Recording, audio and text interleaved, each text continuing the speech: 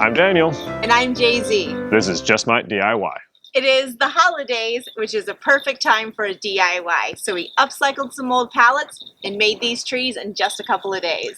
Using a little bit of this, a whole lot of that, a bunch of these to make these beautiful trees. We're going to show you how we did it right now. Somebody let me out of here.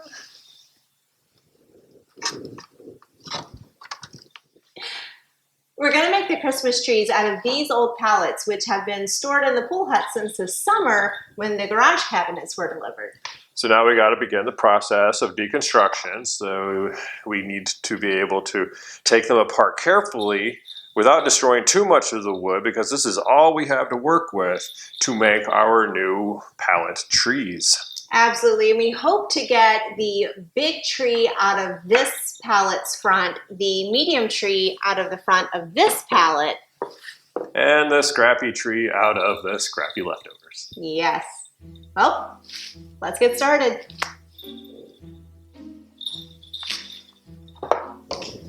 Thought you were coming in with a hammer.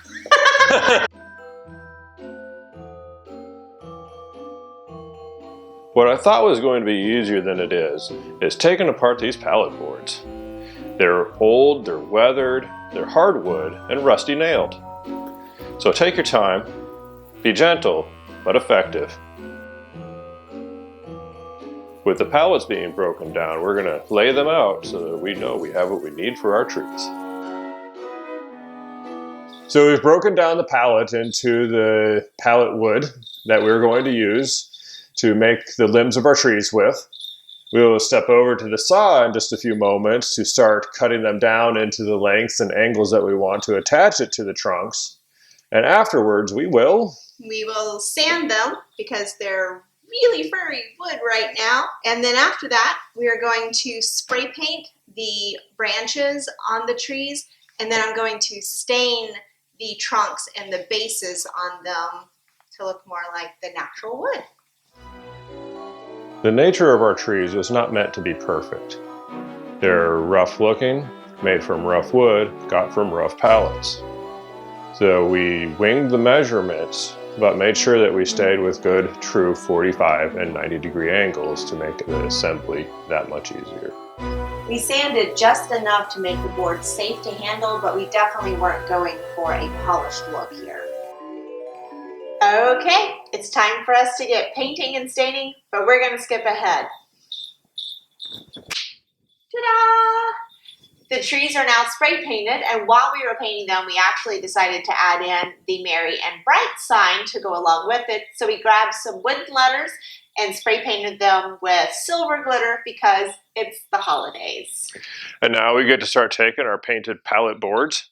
We're going to assemble them onto our stained trunks, and we're going to pre-drill since they're fragile, and then drill them with the screw into the trunk. And then for the letters, we're going to use the classic super glue wood glue combo that we used in our soundboard frame. Check that video out. You really should.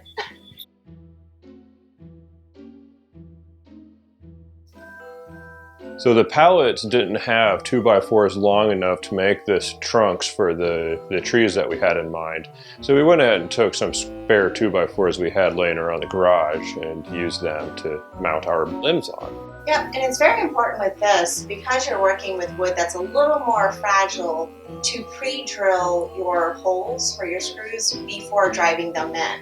We were in a pretty good rhythm on this, where Daniel was on the drill driver and I was on the impact driver putting in the screws.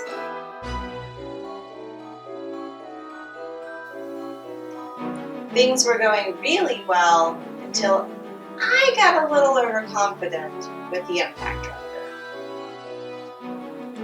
Yep, I split the wood, but all good. We backed the screw out, got some glue, wrapped it up with a rope because it turns out clamps don't actually work on triangles, and we moved along with the rest of the tree just so we could get all of the branches on it.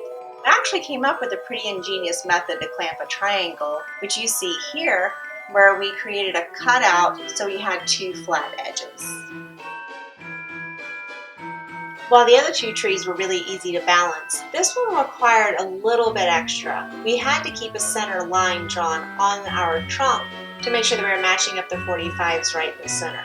You'll also see that we used some extra 2x4s on the side to help balance the branches. At the very end, you will see that we use a flat bottom board to make sure our bottom branches stay nice and level. We have trees! And like all trees, these need roots. But since we can't make roots for our trees, we're going to take some of our leftover pallet frame work and make squared off butt joints where we can simply slide the trunk of our tree into place. And like a miracle on Christmas, it's balanced. Let's make some tree stands. We took one of our spare 2x4s as a guide for the pieces of the pallet that would make the stand. Clamping it to it, we secured them in place, pre-drilled the holes for the screws, and assembled.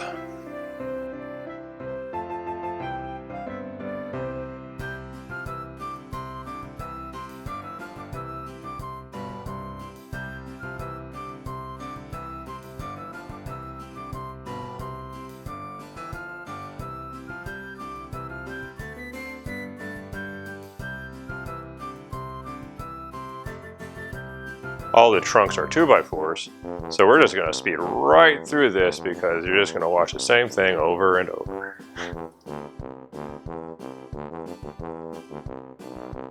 And there we have it, 3 stands for 3 trees. Now all we have to do is get the merry and bright sign.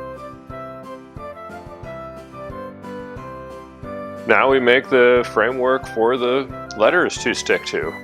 Yep, so we're creating T stands. So basically a bar that goes across the top and then a stake that goes into the ground. We made these stakes pointy at the end to help them go into the ground a little more easily. Then it was simply staining them, letting that dry, and then on to attaching the letters.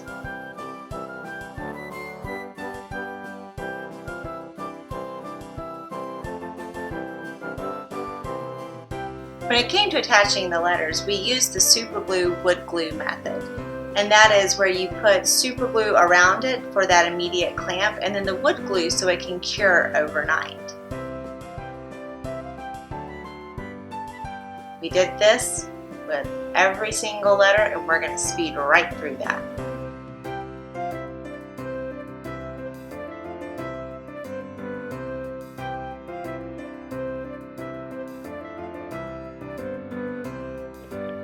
Well, as we were testing out our merry and bright signs, we realized that we made a few mistakes. The first is that the signs were way too tall for the trees. The second, our stakes couldn't even penetrate into the ground.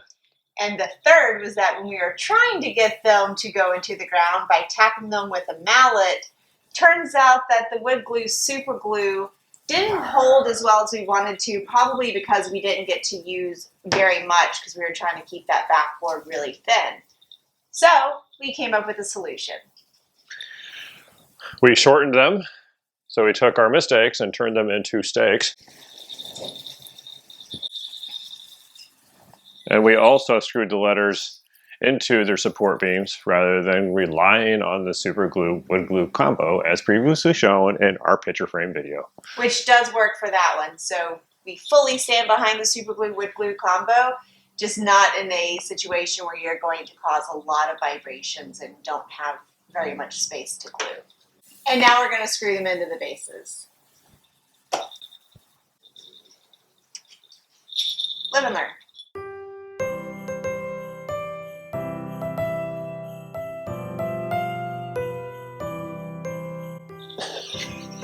Ta-da! Ta-dee. There you have it. Pallet Christmas trees in just a few days. So if you liked what you saw, click that like button, hit that subscribe button, ring the bell, check out our list of materials down below.